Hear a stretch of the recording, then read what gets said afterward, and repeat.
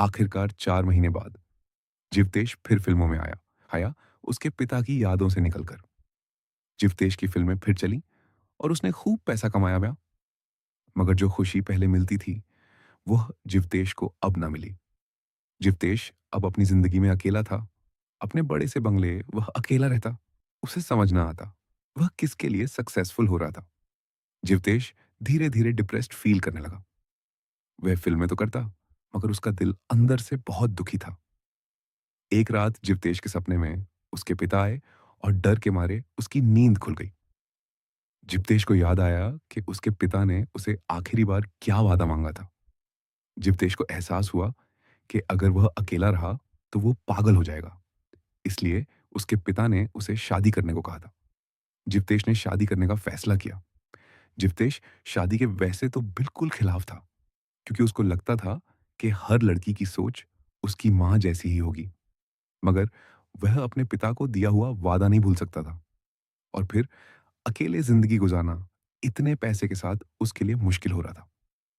एक दिन जीवतेश को एक इंटरव्यू के लिए एक शो पर बुलाया गया और जीवतेश को वहां उस शो के सेट पर एक लड़की दिखी जिसको उसका मेकअप और माइक एडजस्ट करने के लिए अपॉइंट किया गया था।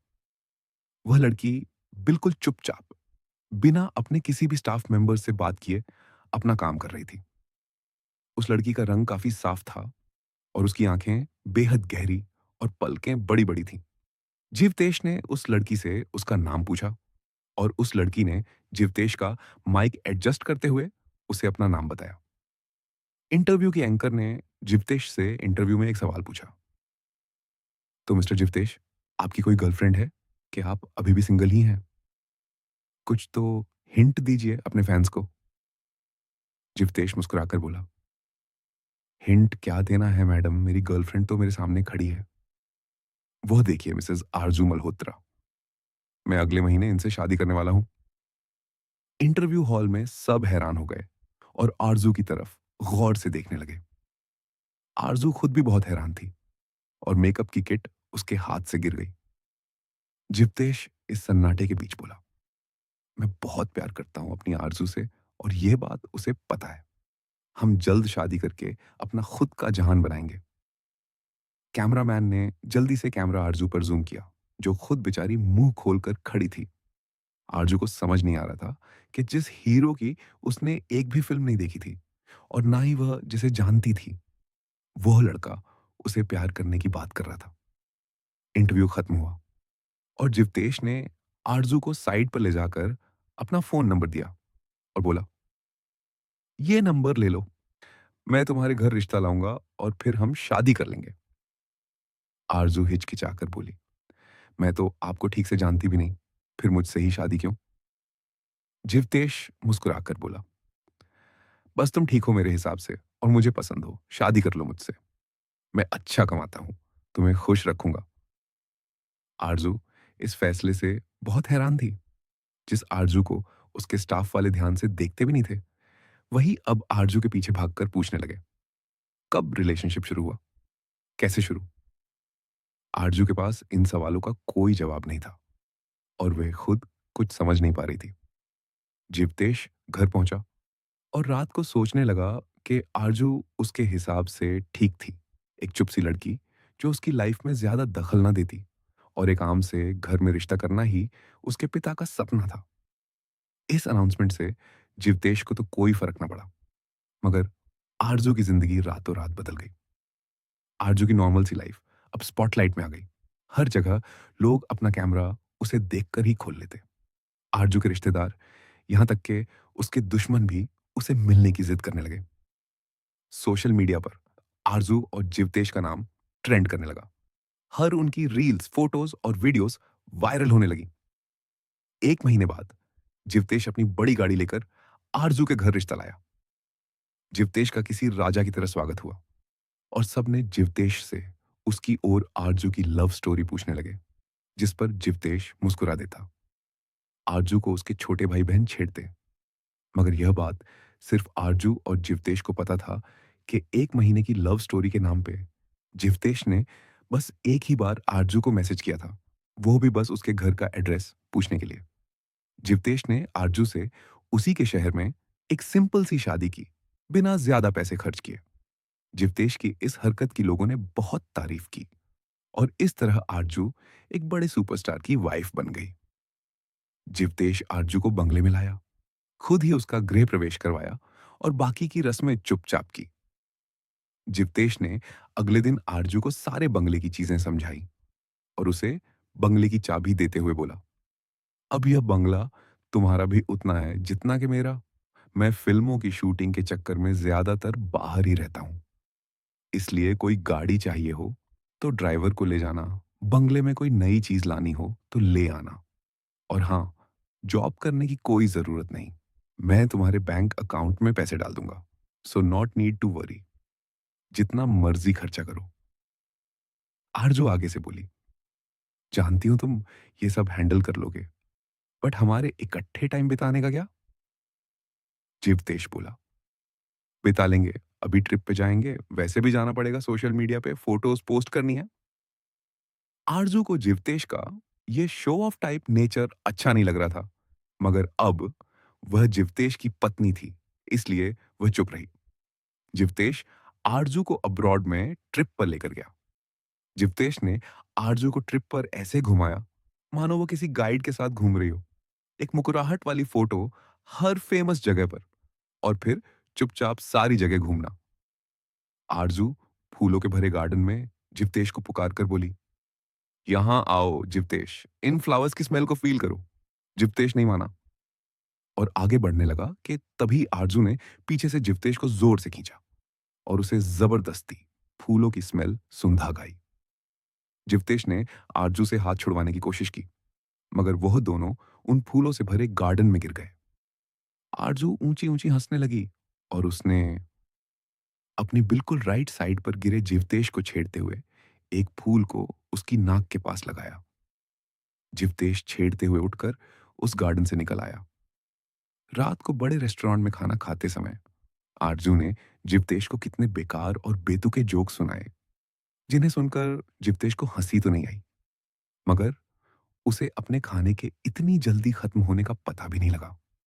आरजू पूरा हफ्ता ट्रिप पर जीवतेश को छेड़ती रही। जीवतेश उसे सामान खरीदने का, महंगी ड्रेस और ज्वेलरी लेने को कहता, मगर आरजू को तो बस जीवतेश के साथ मस्ती करनी थी, मानो उसे जीवतेश के पैसे से कोई मतलब ही ना हो। जीवतेश को पहली बार आरजू को देखकर लगा था कि शायद वह एक चुप सी या शांत सी लड़की होगी, जिसे वह आसानी से संभाल लेगा।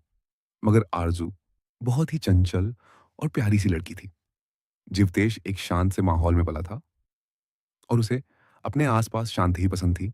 ऊपर से उसकी मां की वजह से उसकी जिंदगी और बेरंग बन चुकी थी। दूसरी ओर आरजू बिल्कुल अलग, खुद में रहने वाली लड़की थी। उसे आने वाले कल से कोई मतलब नहीं था और वह अपने आज को खुलकर जीती थी। जिंदगी में पहली बार जीवतेश को अपनी जिंदगी में लिए किसी फैसले का रिग्रेट हुआ कि आखिर उसने ऐसी लड़की से शादी क्यों की थी। सारा दिन आरजू जीवतेश को छेड़ती, उसका दिमाग खाती और इसी तरह जीवतेश का दिन निकल जाता।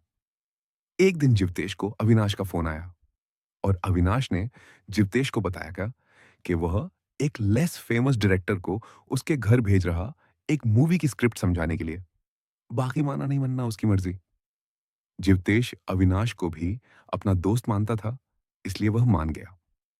शाम को आरजू गाड़ी से बाजार से कुछ सामान लेने गई और उसी शाम अविनाश की भेजी हुई डायरेक्टर जीवतेश से मिलने आई।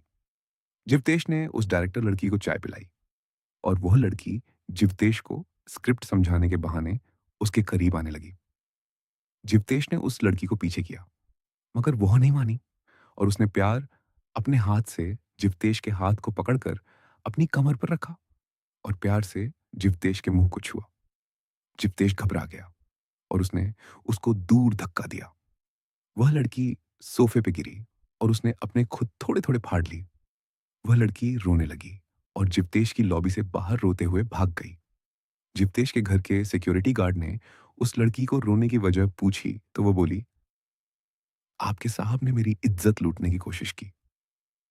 सिक्योरिटी गार्ड बहुत हैरान हुआ, क्योंकि जीवतेश तो पहले से ही शादीशुदा था। जीवतेश के किचन में काम करने वाले नौकर ने उसकी और उस लड़की की सारी तस्वीरें खींच ली थीं और उसने अविनाश के कहे मुताबिक वह सारी तस्वीरें उसे भेज दी। अविनाश ने उस नौकर को इस काम के लिए खूब पैसे दिए थे। अविनाश जीवतेश की सफलता और एक के बाद एक हिट होने वाली फिल्मों से तंग आ चुका था। उसे लगने लगा था कि जीवतेश उसे बड़ा सुपरस्टार बन जाएगा। इसलिए उसने यह चाल खेली। रात तक जीवतेश की सारी तस्वीरें सोशल मीडिया पर वायरल हो चुकी थीं और लोगों ने उसे खूब ट्रोल करना शुरू कर दिया। जीवतेश का किचन में काम करने वाला नौकर भी उसके बंगले से भाग गया। जिप्तेश ने सोशल मीडिया पे अपनी वायरल फोटोज देखी तो वह डर गया कि आखिर ये सब कैसे हुआ। जिप्तेश का बचपन का ट्रॉमा, जब उसकी माँ उसे और उसके पिता को अकेले छोड़ गई थी, वही यादें उसके दिमाग में आने लगी। जिप्तेश घर पर अकेला था, इसलिए वह डर गया और उसका दिल जोरों से धड़कने लगा। जिप्तेश के ट्रॉमा के कारण उसके हाथ पैर कांपने लगे और वह सोफे पर गिर गया। उसके दिमाग में अपने पिता का रोने वाला चेहरा, अपनी माँ का वह लेटर सब आने लगा। जीवतेश का ब्लड प्रेशर एकदम से लो हो गया। आरजू बंगले में सामान खरीद कर वापस आई तो वह जीवतेश को देखकर हैरान हो गई। आरजू ने जल्दी से जीवतेश को पानी दिया और उसके हाथ तेजी से मले। जीवतेश का मुंह पीला सा पड़ गया था और वह मौन होकर अपने अंदर की यादों में धीरे धीरे खो रहा था। आरजू ने जीवतेश को हिलाया और फिर चीख कर उसका नाम पुकारा। जीवतेश एकदम से जागा और उसने आरजू को जोर से गले लगाया। जीवतेश रोते हुए आरजू को गले लगाकर बोला, मैंने कुछ नहीं किया। मैं मैं सच बोल रहा हूँ, सच्ची। आरजू ने प्यार से जीवतेश के चेहरे को छुआ और बोली, मुझे पता है तुम सही हो। जीवतेश की आंखों में बच्चों जैसी मासूमियत थी और आरजू ने प्यार से उसके आंसू पोंछे। आरजू को समझ आ रहा था कि जीवतेश का कोई बचपन का ट्रॉमा उसे याद आ रहा था। आरजू ने जीवतेश को संभाला और उसे प्यार से सुलाया।